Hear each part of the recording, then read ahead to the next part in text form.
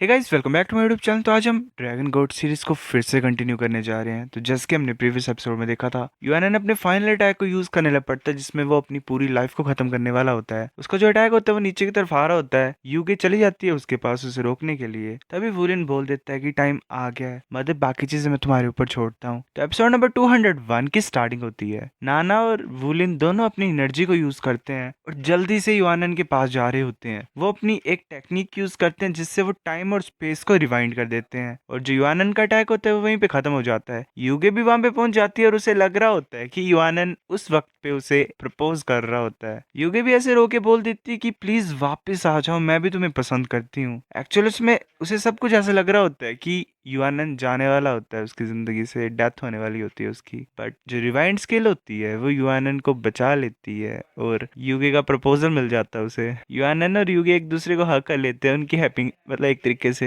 Happy ending हो जाती है। वहीं पे ज्वान्य को काफी ज्यादा जोर से चांटा पड़ता है। ज्वान्य बोल रहा होता है तुमने मुझे मारा क्यों। जिसु बोल रही होती है कि तुम्हें क्या लगता है मैंने तुम्हें क्यों मारा। तुमने युआनन को करप्ट कर दिया है, तुमने खुद कोई चीज की है जिससे यूगे को तुमने ट्रिक की है, तुम यूगे को बेवकूफ बना रहे हो, तुम काफी ज्यादा बुरे इंसान हो। ज्वान्य बोल रहा होता है नहीं नहीं मैं काफी ज्यादा शरीफ हूँ, मेरी कोई गलती नहीं है। वैसे एक दूसरे को हक कर रहे होते हैं यूगे और युआनन। जिसु बोल रही होती है कि टांग यूगे ऐसे हमेशा से काफी ज्यादा खड़ूस सी लड़की थी, पर अंदर से वो काफी ज्यादा अच्छी थी।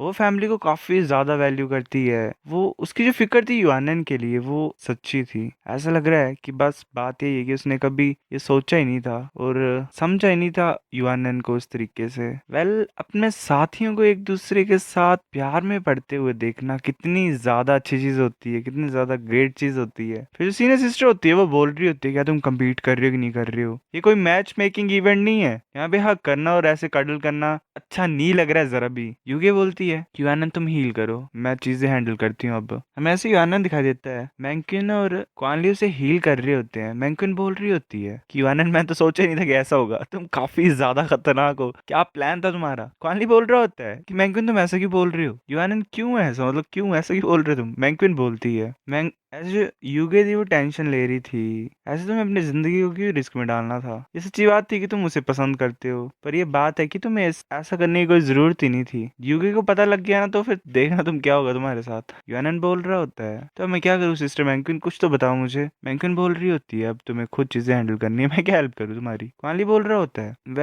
यूगे को गुस्सा निकालने देना, इंसान का पंचिंग बैग बनना इतना बुरा आइडिया नहीं होता है, ऐसे मार खाने के बाद तुम मेरी तरह हैंडसम नहीं रहोगे। यूएनएन ऐसे रोते हुए बोल रहा होता है कि हम भाई हैं, तुम मेरे साथ ऐसा क्यों कर रहे हो। क्वानली बोलते हैं हम भाई हैं, पर तुमने मुझसे छुपा के क्यों रखी है बात, तुमने किसी को भी नहीं बताया कि तुम्हारे पास फीलिंग्स थी टांग यूगी के लिए। यूएनएन बोल रहा होता है ऐसी बात नहीं कि मैं बोलना नहीं चाहता था, बात ये थी कि मेरी हिम्मत नहीं बढ़ रही थी, उसके बारे में बात मत करो। और बात वही है कि मैं प्रिपेयर नहीं था, अब मैंने बोल ही दी है तो अब डेफिनेटली मैं टिकूंगा, ठीक है तुम्हें मेरी हेल्प करनी पड़ेगी। तभी जॉनी वहां पे आ जाता है और बोलता है कि अगर दिल की बात करें तो कोई भी हेल्प नहीं कर सकता तुम्हारी। अगर तुम चाहते हो कोई तुम्हें प्यार करे तो तुम्हें पहले प्यार में गिरना है, अपनी असली फीलिंग्स बतानी है, अपनी सिंसियरिटी बतानी है कि तुम एक्चुअल में उसे प्यार करते हो। सब कुछ तुम्हारे ऊपर है युआनन, तुम्हें चीजें हैंडल करनी है। अब युआनन बोल रहा होता है कि मैं समझ रहा हूँ, मैं डेफिनेटली ऐसा करूंगा। पर ज्वान्यू तुम्हें ये लगता है मेरी जो टांग यूगी है वो चैन वुजू को हरा पाएगी। चैन वुजू काफी ज्यादा स्ट्रॉन्ग है। वुलन बोल रहा होता है कि मैं श्योर नहीं हूँ कि यूगी की स्ट्रेंथ कितनी ज्यादा बढ़ चुकी है, पर ये मत बोलो कि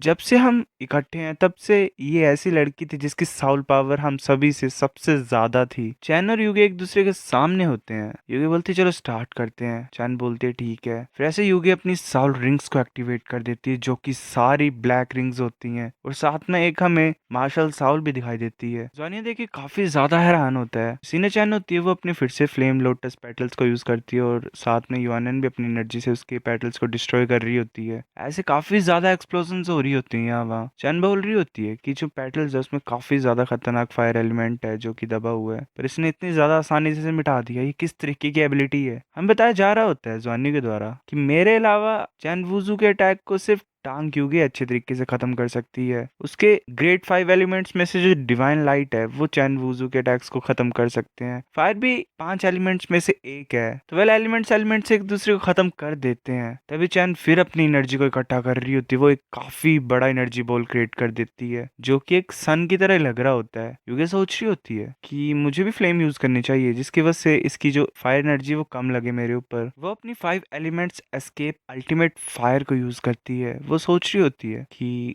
टेम्परेचर काफी ज्यादा है इसका, मैं इस टेक्निक को भी इतना यूज नहीं कर सकती हूँ पीछे हटने के लिए। फिर युगे अपनी डबल एलिमेंट्स को यूज करती है। शायद एक साइड रेड कलर की एनर्जी आ जाती है और एक साइड ब्लू कलर की एनर्जी आ जाती है। वो अटैक करने के लिए आ रही होती है चैन की तरफ। चैन और युगे का कोलिजन होता है काफी ज्यादा बड़ा। वो युगे फिर पीछे की तरफ मुड़ जाती है। चैन सोच रही होती है काफी ज्यादा कमाल का है, मेरे को सच में लग रहा है कि ये पर्सन मुझे डरा सकती है। जो लास्ट इंसान ने मुझे सीरियसली फाइट करने पे मजबूर किया था उसने अपनी पूरी जिंदगी लगा दी थी, पर ये वाली मुझे सही लग रही है। एक ऐसा ओपोनेंट पाना जो कि एक्चुअली मुझे चैलेंज कर सकता है। वेल ये फाइट काफी ज्यादा कमाल की होने वाली है, मुझे ये पसंद आ रहा है। युगे सोच रही होती है कि वेल सीने सिस्टर से ये एक्सपेक्ट कर सकती हूँ मैं पहले टाइम एक डूलो लेवल के ओपोनेंट के साथ फाइट कर रही हूँ। इसके जो अल्टीमेट फायर है उसको मैं खत्म नहीं कर पा रही हूँ अब अपनी डिवाइन लाइट की हेल्प से। और साथ में बात करें एनर्जी की इंटेंसिटी की, तो इसकी एनर्जी मेरे से काफी ज्यादा है। युगे वहीं पे खड़ी होती है और अपनी कोई स्किल यूज कर रही होती है। उसके फेस पे कुछ मार्क्स अपीयर हो रहे होते हैं। तभी चैन अपने फायर के बॉल्स को भेजती है युगे की तरफ। युगे ऐसे स्लैश करती है और वो जो बॉल होता है फायर का वो खत्म हो जाता है। बट ब्लास्ट काफी ज्यादा बड़ा होता है। युगे को काफी शील्ड्स आगे बनाने पड़ती हैं उस ब्लास्ट को रोकने के लिए। एक एक करके उसकी शील्ड्स खत्म हो रही होती हैं, कुछ ही बची होती हैं। युगे सोच रही होती है कि सिस्टर पहले अपनी एनर्जी को, अपनी ताकत को कंट्रोल कर रही थी। उसने पहले लोटस सीड को यूज किया अपने अटैक मेथड को दिखाने के लिए, फिर फुल अटैक लॉन्च किया। अगर उसने सारे लोटस सीड डायरेक्टली मेरे ऊपर एक ही बार में फेंक दिए होते तो मेरा बचना यहाँ पे मुश्किल हो जाता। चाइना ऐसे कंटिन्यूसली अटैक कर रही होती है युगे की तरफ। सो गाइस ये एपिसोड इतना था। मुझे पता हाँ छोटा है, मैं क्या करूँ। अब लाता हूँ मैं कंटिन्यूसली, मैं भी अब इसके चाइनीज चैप्टर्स को एक्सप्लेन करना स्टार्ट कर दूंगा, क्योंकि अब इंग्लिश का वेट करते करते तो